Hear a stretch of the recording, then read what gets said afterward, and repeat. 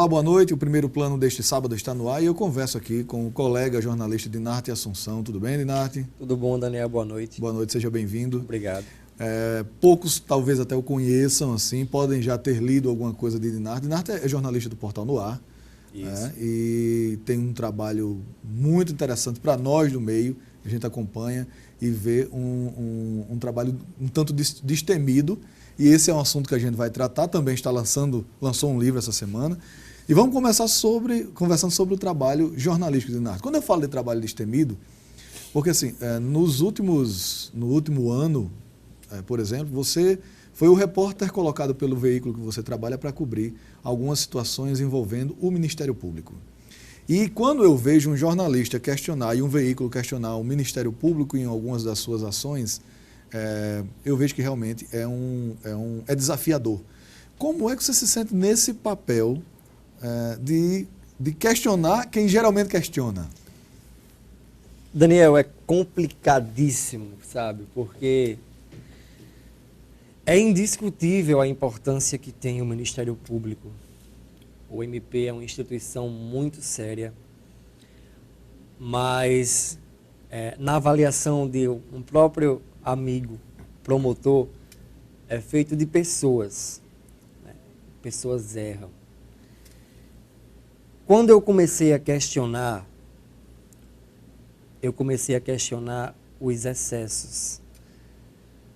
Porque, por exemplo, o Ministério Público ele se coloca como o guardião dos direitos da sociedade, guardião dos princípios democráticos, mas na hora em que ele é questionado, na hora em que ele é colocado contra a parede, ele não admite, ele não gosta. Porque, a bem da verdade, a gente está acostumado a uma relação promíscua entre imprensa e Ministério Público. O MP divulga, faz as suas ações e a imprensa divulga sem nada questionar.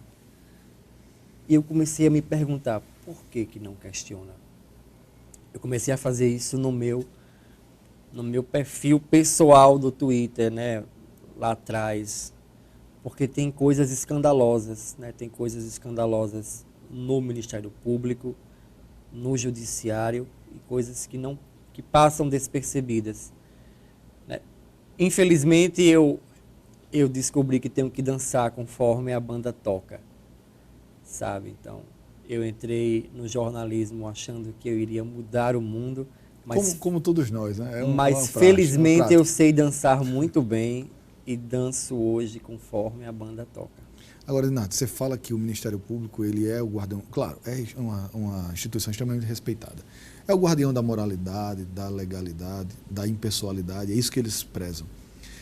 Mas todos os assuntos que os veículos de comunicação levantaram de um ano para cá, e você especificamente no trabalho que você tem feito de investigação, de fato, de algumas situações, a impessoalidade parece que foi, quando se trata do Ministério Público, é deixada de lado. Eu estou lhe dizendo isso porque a gente vê situações como, por exemplo, a compra daquele prédio que gerou toda... Ninguém fala de ilegalidade, a princípio. Não fala-se de ilegalidade. Mas a impessoalidade, o não distanciamento das amizades para se resolver algumas coisas, da própria moralidade, porque uma coisa é a ilegalidade, a outra é a moralidade. E a moralidade do Ministério Público, em algumas ações, tem sido discutidas, tem sido questionadas. Você questiona muito isso. Você tem sido retaliado por isso? Eu acredito, Daniel, que falar em retaliação com convicção é um pouco precipitado, mas eu tenho suspeitas. Eu tenho suspeitas de que retaliações, alguns reveses que eu sofri, eu tenho suspeita de que pode ter sido um movimento de retaliação, sabe? Porque eu aprendi a lidar com a situação com uma frase muito peculiar que eu li outro dia em um jornal e que também um promotor amigo me deu. Existem dois tipos de pessoas. que não gostam do Ministério Público do Estado, que nesse caso é a quem estamos nos referindo. Existem dois tipos de pessoas que não gostam do MPRN: os bandidos e as pessoas que conhecem. Eu não sou bandido. Então, eu conheço algumas coisas, eu lamento que existam algumas coisas, né? Como toda instituição tem as suas falhas, mas é que dói, sabe? Dói mesmo ver a hipocrisia, sabe? Porque são muitos promotores sérios que fazem um trabalho muito sério, mas tem uma banda podre que eu honestamente não tenho a esperança de que isso vá mudar. Deixar um pouquinho o Ministério Público de lado, vou tratar de outros dois assuntos que também não são menos intrigantes dessa nossa profissão. Você passou recentemente. O primeiro é você ser chamado em uma comissão de ética da Câmara porque denunciou um mensalinho no gabinete de um vereador. Como é que você se sentiu naquele momento? Eu me vi obrigado, na verdade, a ir à comissão de ética, porque a comissão de ética abriu o procedimento para investigar a história que nós publicamos no Portal Noir, né, dando conta de que havia e aí é importante pontuar isso, porque as pessoas às vezes me questionam por que eu não fiz isso. Você é do meio, sabe que quando se trata de uma denúncia, né, uma denúncia a gente publica com algumas palavrinhas antes, como suposto, ou supostamente houve isso, sabe? E em nenhum momento de minhas matérias eu uso suposto. Eu disse que houve, porque houve, né, estão lá os vídeos mostrando que houve. Eu não sei se ainda há, mas houve arrecadação de recursos. A Comissão de Ética abriu uma investigação para apurar o caso e o vereador Marcos, né, ao invés de se defender, preferiu me atacar. O típico posicionamento de quem, acho que na falta de argumentos, prefere desqualificar a denúncia. E como o material da Comissão de Ética foi distribuído à imprensa, né, contendo as agressões que ele me fez, eu não hesitei. Eu também vou à Comissão de Ética, né, para que eu faça o devido contraponto, porque eu não posso. Eu acho que é dar importância a gente desimportante, sabe, Daniel? Esse tipo de coisa. Mas eu me senti na obrigação de ir lá, porque amanhã pode ser outro colega e ele se sinta acuado, sabe? Fique no canto da parede. Eu precisava ir lá para mostrar aos colegas que não deve se baixar a cabeça, né? Que se tem que erguer a cabeça e manter o trabalho. Agora, a última foi a da Prefeitura de Mossoró, do prefeito de Mossoró, onde você fez uma crítica, e na crítica você colocava, você disse que Sucupira perdia para Mossoró, fazendo aí uma alusão à grande obra, né, que nossa literatura conhece e que você é questionado judicialmente pelo prefeito.